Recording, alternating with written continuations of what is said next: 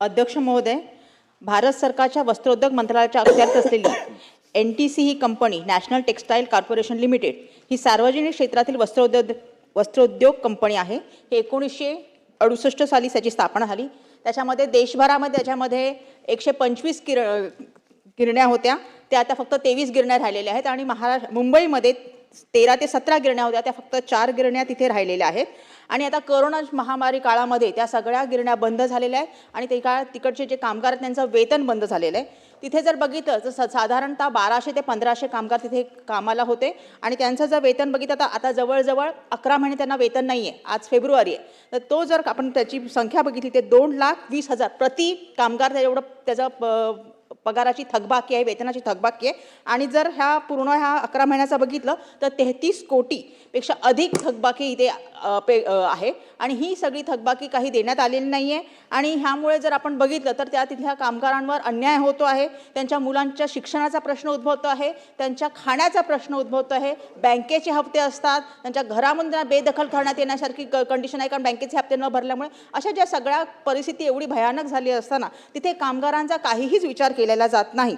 आणि ह्यासाठी त्यांची जी राष्ट्रीय मिल मजदूर संघटना होती ती सुद्धा न्यायालयात गेली, त्यांनी अधिकाऱ्यांवर पण घेराव घातला आणि न्यायालयातही गेली। न्यायालयात गेल्यावर तिथे त्यांना असा निर्णय देण्यात आला की त्यांना पगार द्यावा, पण त्याची अजूनही व्यवस्थापनाने पूर्णतः अंमलबजावणी काहीच केलेली नाही आहे। आणि त्यासाठी म्हणून मला इथे स्पेसिफिक प्रश्न असे विचारायचे आहेत की जो त्या NT कामगारांमध्ये किती संख्या आहे एकूण, आणि त्यांच्या 11 महिन्याची किती थकबाकी बाकी आहे अजून, कारण हे फक्त आपण वेतन बघतो, बाकी PF आहे, महागाई भत्ता आहे वगैरे, हे तर अजून एक्स्ट्रा त्याच्यामध्ये ॲड होऊ शकतं।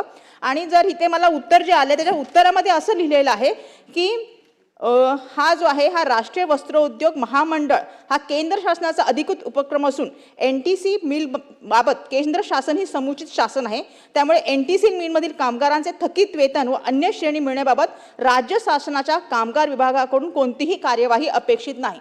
पण हे जे आहे ते आपल्या देशाचे नागरिक आहेत, आपल्या महाराष्ट्राचे नागरिक आहेत, मुंबईचे नागरिक आहेत, त्यांच्याबद्दल सहानुभूतीपूर्ण विचार करणं आवश्यक आहे, कारण हे त्यांचं आर्थिक शोषण आहे एक प्रकारे। हा कामगार कल्याण ह्यांचा जो आहे कामगार कायद्यांचं उल्लंघन आहे आणि मानवी संवेदनेचा अपमान आहे। त्याच्यामुळे शासनाने म्हणजे कुठेतरी मध्यस्थी करावी, केंद्र शासनाला काहीतरी सूचना कराव्या।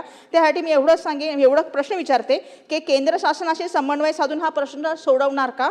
केंद्र शासनाशी काही बैठक झाली आहे का? आणि ह्याचं राज्य शासन अंतरिम निधी देणार का? आणि जे कोणी आहे न्यायालयीन चौकशी आदेशाची जी अंमलबजावणी झाली नाही त्याची न्यायालयाचा अपमान झाला, त्याची काही चौकशी झालेली आहे का? आणि उच्चस्तरीय चौकशी करून जबाबदार अधिकाऱ्यांना कार्यवाही करून त्यांना त्यांच्यावर तात्काळ वेतन वितरण करणार का? हा माझा प्रश्न आहे। अध्यक्ष महोदय, सन्माननीय सदस्य ताईंनी फार महत्त्वाचा प्रश्न विचारला आहे। NTC मिल ज्या आहेत त्या केंद्र शासनाच्या अखत्यारीत जरी येत असल्या तर थोडंसं उत्तरामध्ये जे आलं आहे ते चुकीचं आहे, मी ते मान्य करतो। खरं तर हे करेक्शन केलं पाहिजे, ही राज्य सरकारची सुद्धा जबाबदारी आहे।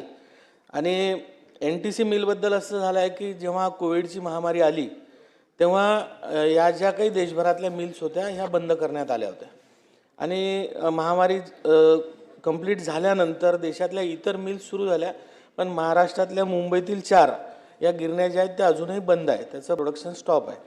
आणि हे प्रोडक्शन स्टॉप झाल्यानंतर कामगारांचे हाल होणं सुरू झाले।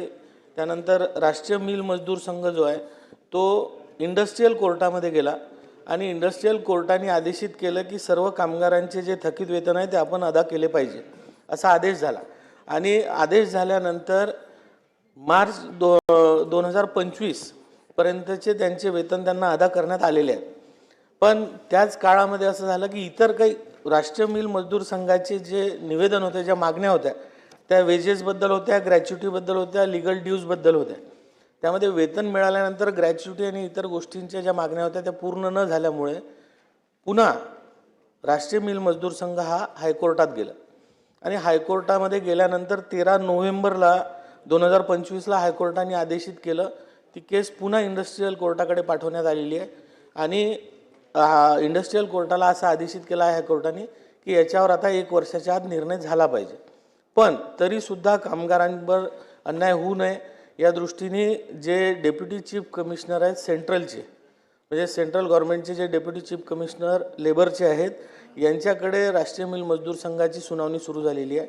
त्यामध्ये मध्यस्थी आणि सेटलमेंट करायचा प्रयत्न सुरू आहे. त्यांच्या तारखा हिअरिंग आता ठरल्या आहेत आणि या हिअरिंगमधून जे आउटकम येईल सेटलमेंटचं, त्यानंतर त्यावर निर्णय होणार आहे. आणि हा आमचाही प्रयत्न आहे की कामगारांवर जे काही अन्याय होतो आहे, जे काही त्यांचे देणे आहे, ते सर्व त्यांना वेळेत मिळाले पाहिजे. त्यासाठी केंद्र सरकार आणि राज्य सरकारद्वारे सोबत हा सेटलमेंटचा प्रयत्न सुरू आहे आणि सोबतच या वर्षभरात यावर इंडस्ट्रियल कोर्टाचा सुद्धा निर्णय त्या माध्यमातून ती कारवाई करण्यात येईल.